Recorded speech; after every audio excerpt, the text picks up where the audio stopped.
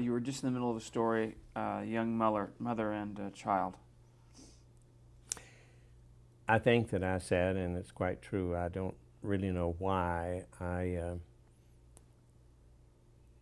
started focusing upon this young mother and her child that was on her back in a typical Oriental fashion.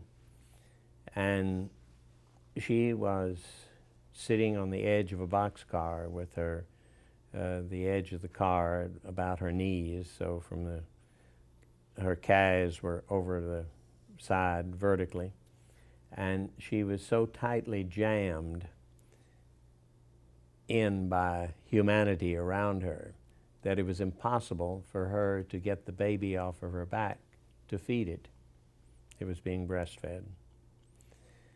And we ended up in Daegu, and when the train stopped, she was so stiff from the cold, because this was in the dead of winter, it was below zero. She was so stiff from the cold that she fell to the ground and rolled into the ditch, and her baby rolled out of its cover on her back, and it was dead.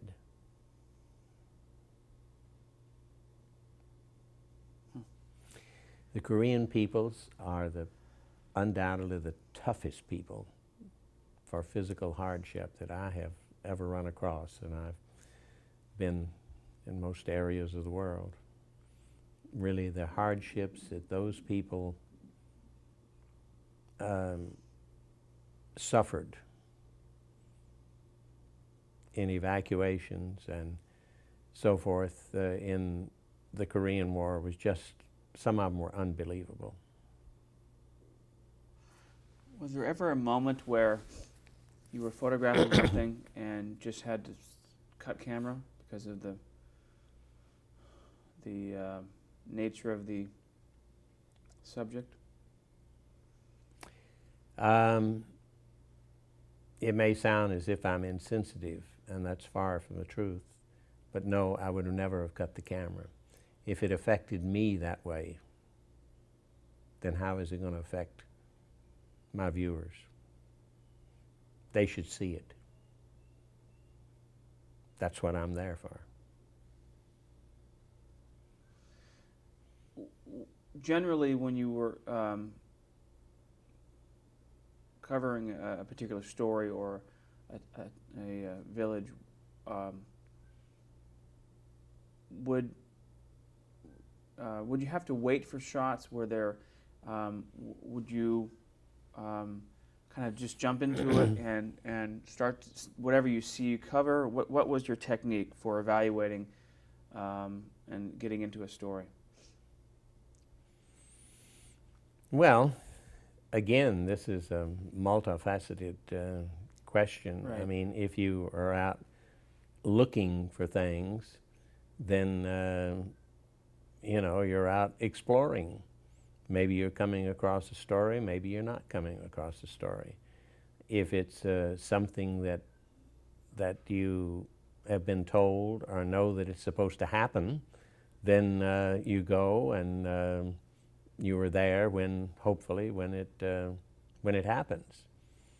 But in uncontrolled situations like a war, unless you know that it's a particular military event, then you are out as an explorer.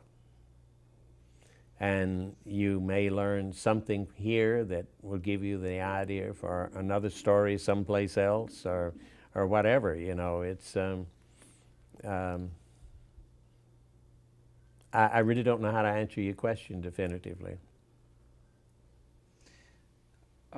Let's talk about when Edward R. Murrow brought See It Now to Korea, which is one of two times, I believe, right? Two Christmases. Two Christmases. And let's talk about the first one, if we could. Well, you see, the way that he was able to do this is the international dateline, because they are a day ahead of us. So he was able to do all of the preliminary filming and then get it back to the States. And then he was able to film Christmas Eve in Korea, and it would be broadcast here on Christmas Day or Christmas Eve or Christmas Day, you know, whenever it was scheduled. And he brought practically all of his people from the States. You see, in the beginning of See It Now, there were four camera crews. It was Leo Rossi and Charlie Mack,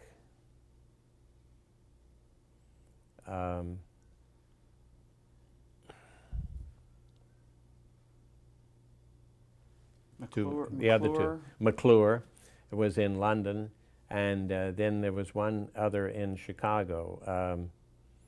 God,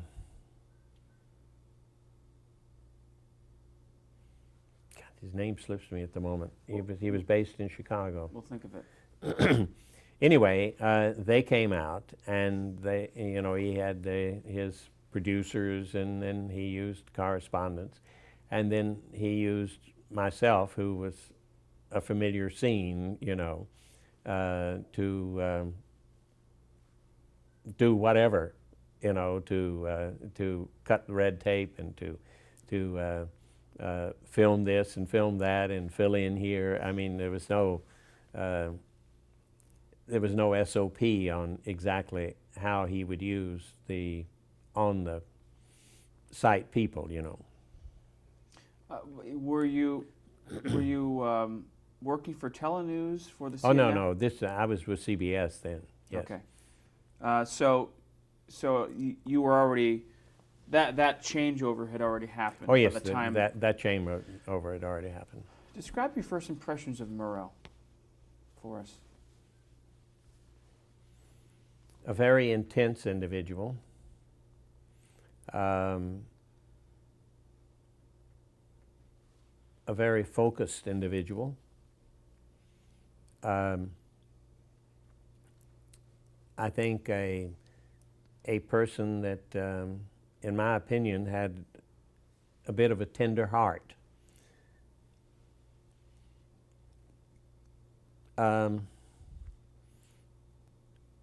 He's another one of a kind. I can't think of anyone that I could say, you are like or you resemble Murrow. Not in my experiences. As a storyteller, journalist, what were his talents? What put him ahead of the rest?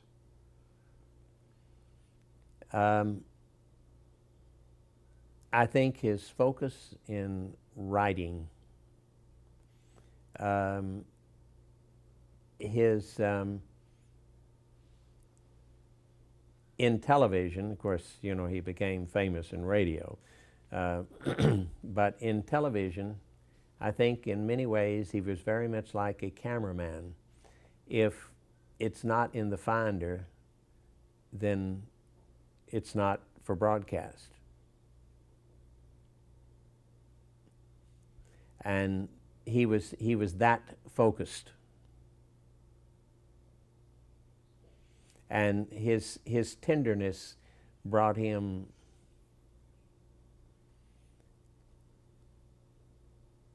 an association with his audience that I think is unmatched. For the first Christmas show, See It Now, what kind of story was it? What kind of footage did he go after? Guys up on the front. He wasn't really interested in the generals. So he would interview on camera? Oh yeah, I mean they were taking their cameras right up to the front lines.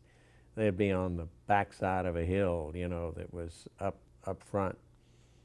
I mean, after all, the people that was watching were the mothers, the fathers, the wives. So he personalized the war. Oh, yes. Mm-hmm.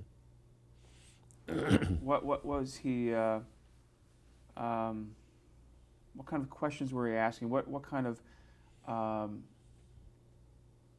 interviews was he doing with the men and women? I think the interviews were on the personal side more than, you know, you don't ask the guy that's up there with a bazooka or a machine gun or a rifle, you know, what's the strategy. You know, he was interested in how they felt. And what would your mother and father ask you? What would your wife ask you? I've always felt that his interviews were of the very, very personal nature. Now this was the first one was 1952, I believe. No, it was earlier than that. Earlier? I think it was 51, wasn't it? Well, I have 52 on the Well, first. maybe you're right. 52. You're probably more accurate than I.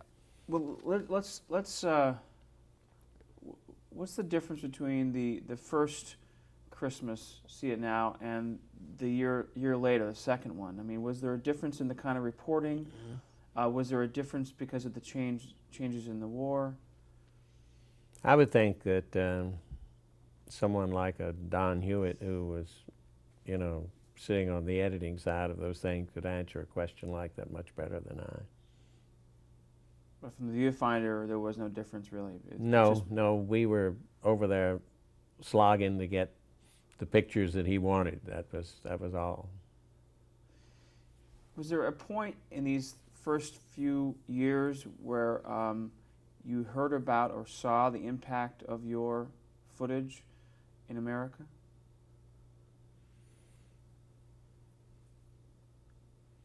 Yes, I think so.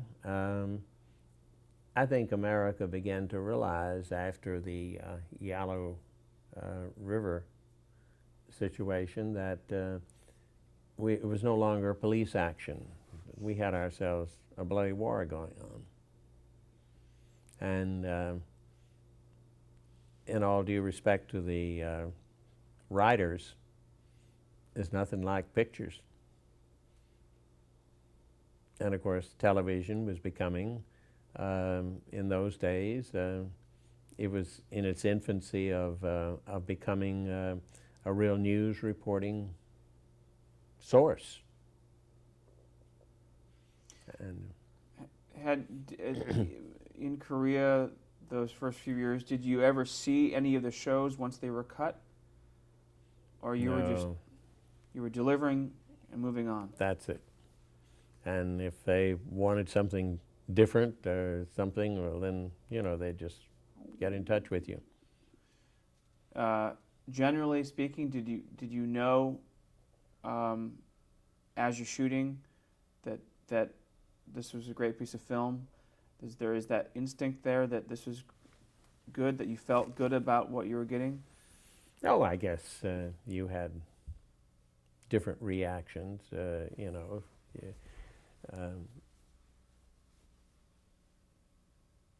Yeah, I would say yes, that you have a feeling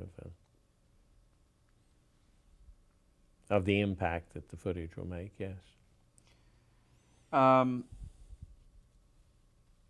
Now, for the two See It Now shows, were you still using your own equipment? Mm-hmm. I was still, but they were all shot in 35 millimeters, so I was using the IMOs and the wall. Did you have a sound man at that point? Yes, I had a Japanese sound man. What was his name? Sakai, Kojiro Sakai, who was later killed in Cambodia after I left the Orient. So the two of you really would travel together. Mm-hmm. Now I see here too that you were in England during the coronation of Queen Elizabeth Mm-hmm. II. Tell us about that. What was that like? Well, I was only in the periphery of the actual coronation, but we did a number of additional stories there. We covered the processions. We covered the guard mounts and so forth. It was a big event. It was a big event, and the first time really that something like that was covered for the Television, States, right? for television. Mm-hmm. I, we've heard stories about the race from all the different networks to get the footage over Mm-hmm. to be first on the air. Did you feel any pressure at all during the coverage of this to get what was needed or to get a certain shot? As soon as the footage was there was always a motorcycle messenger, there to grab it from you and run. It was a well-coordinated event. Were you flown in for specifically for this? Yes, I was flown in for that, but I also had several other stories to do while I was there in England. But I went from Japan to England to do this. What about NBC or other news outlets? Did you were there other networks or other organizations covering the same events at the same time when you were there? Where? And in Korea, sorry. Oh, in Korea. Yes. Oh, yes. There were two theatrical reels. Gene Zinnier covered for, I think it was Paramount, and his brother Julie covered for Pathé, I believe it was, and then there was a Korean by the name of Young, no, not Han. Maybe his name will come to me. They were shooting for NBC.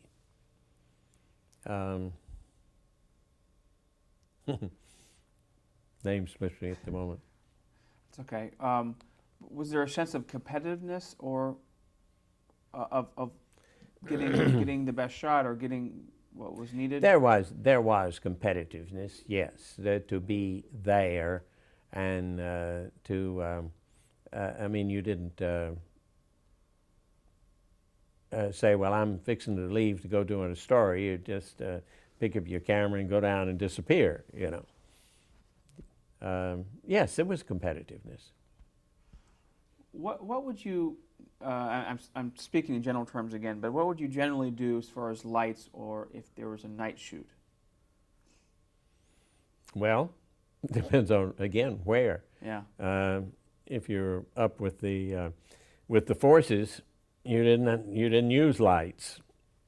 Whatever you could get, you would get. If you were behind the lines, then we used to have a couple of little spring clamp photo floods that the reflector floods, and clamp them on anything you could clamp them on, just to get enough light to expose the film. Did you use reflectors at all? Try to use available light? Not in those. Not in a combat situation. Let's talk about the covering of Vietnam, well, especially during the French involvement. Well, now, do you want to get back to bringing sound into Korea? Sure. Okay. We were still shooting most everything silent in 35 millimeter.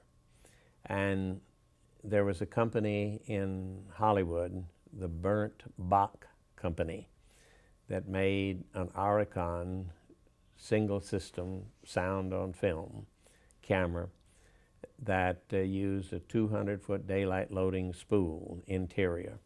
And it was, I forget the name of that particular Auricon, but it was the Auricon 200. Then they came out with the Auricon Cinevoice, which was a 100-foot load, which was 2.5 minutes running time. And again, it was daylight loading spool. And this was a camera that was had a variable area optical sound system. And I realized that in my Korean coverage that I really needed some sound. So I had my parents buy me one of these cameras and ship it over to me. My parents lived in Tampa then, and they shipped it over to me, and I was so proud of my new gadget.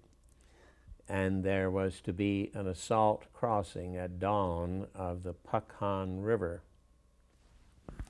So I went up the night before, and under the cover of darkness, I crawled up to the south bank of the Pakhan. It was to be from a south to north crossing, and dug myself a foxhole and got myself into the foxhole with my new little sound camera.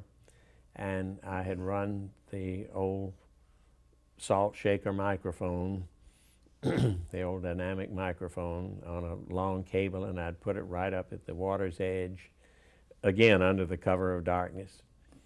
And when the assault crossing commenced, oh, I had great pictures, you know, sound and everything.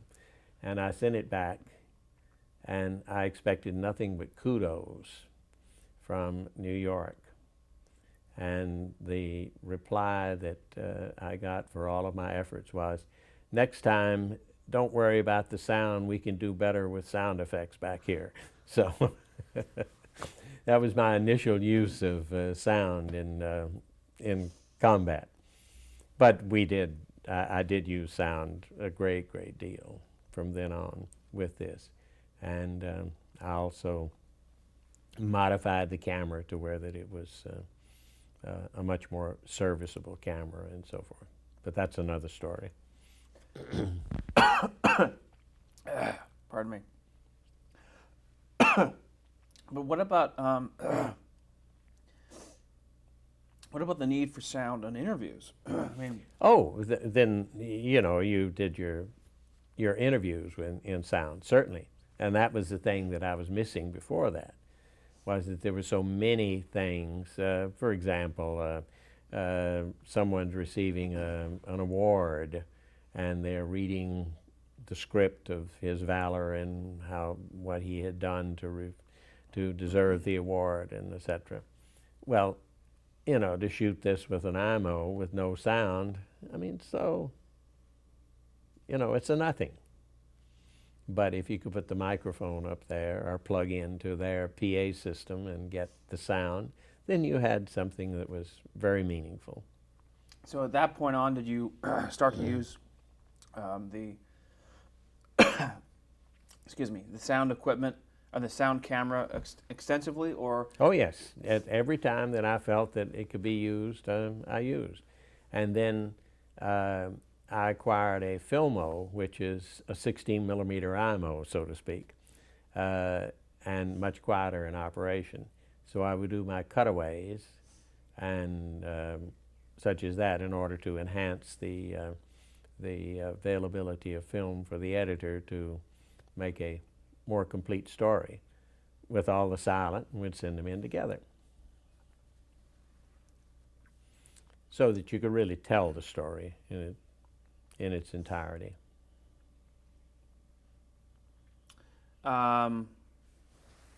Let's bring you back to the French involvement during the Vietnam. What events did you cover at that beginning stage? Well, as you know, there was the war between the French, and it was Viet Minh in those days. We're accustomed to using the word Viet Cong for the enemy, which was the American enemy, so to speak. But to the French, it was the Viet Minh. And the French and this is strictly the way I feel about it. I'm sure that the French would deny this and tear it all to pieces. I don't think that the French really had their heart in the Vietnam thing. You know, they had Algeria going on at the same time, and so you know, that was much closer to home, and I think they felt that their focus should be more on that than Indochine. And probably, again, this is me speaking, in the annals of warfare, the most stupid defense perimeter was set up at Dien Bien Phu that's ever been set up. When you're in mountainous terrain, you move in and you build your defenses in the valley and leave the mountains to be occupied by the enemy.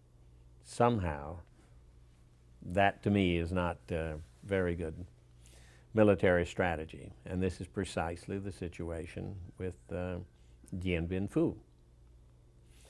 And they had a cave there that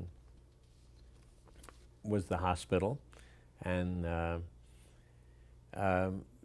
the Viet Minh moved in. General Giap had his headquarters on top of the tallest mountain to where he could step out of his tent or whatever he might be living in, and there was your enemy all down below you. You could see everything that happened.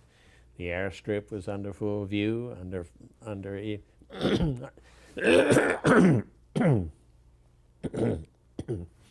the airstrip was under full view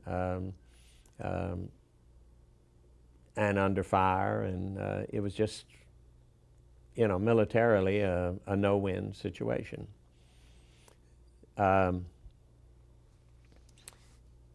This is approximately the fall. It was approximately 1954. 54, I think that's good? Right. Yeah. And how did you arrive at the camp, the French? Well, none of the news people were billeted in Dien Bien Phu. We all made our headquarters in Hanoi. And if we wanted to go over, then we could go over after much red tape if we wanted to land. If we wanted to just fly over for one of the supply drops, then it was a matter of knowing the pilots, you know, whomever was piloting the plane. When the battle really was raging for Dien Bien Phu, and the French were becoming overwhelmed there, the forces were becoming overwhelmed. De Gaulle apparently asked Eisenhower for some aid in bombing, and Eisenhower, again in my opinion, was very smart and turned the request down. But we did furnish some C-119 flying boxcars. I think they're made by North American or something. It's the twin boom, 2-engine, reciprocating engine plane. And you can take the clamshell doors off of the rear of them for paradrops and cargo drops and such as that. And these planes, I believe, were all based at Clark Field in the Philippines. And they were flown over to Haiphong, which was about 80 miles east of Hanoi on the sea there. It was a port. And I think the name of the airfield was Cat B, C-A-T, the initial B. Why, I don't know. And they had taken the Air Force paint off of them, you know, the stars and the stripes and so forth. But, you know, when you paint aluminum, it leaves different colors. So instead of having a blue star, what you had is a nice silver star on it, which was rather amusing. but we were trying to camouflage our assistance. And the ground person, Sorry, I have to pause you right there. Hold on.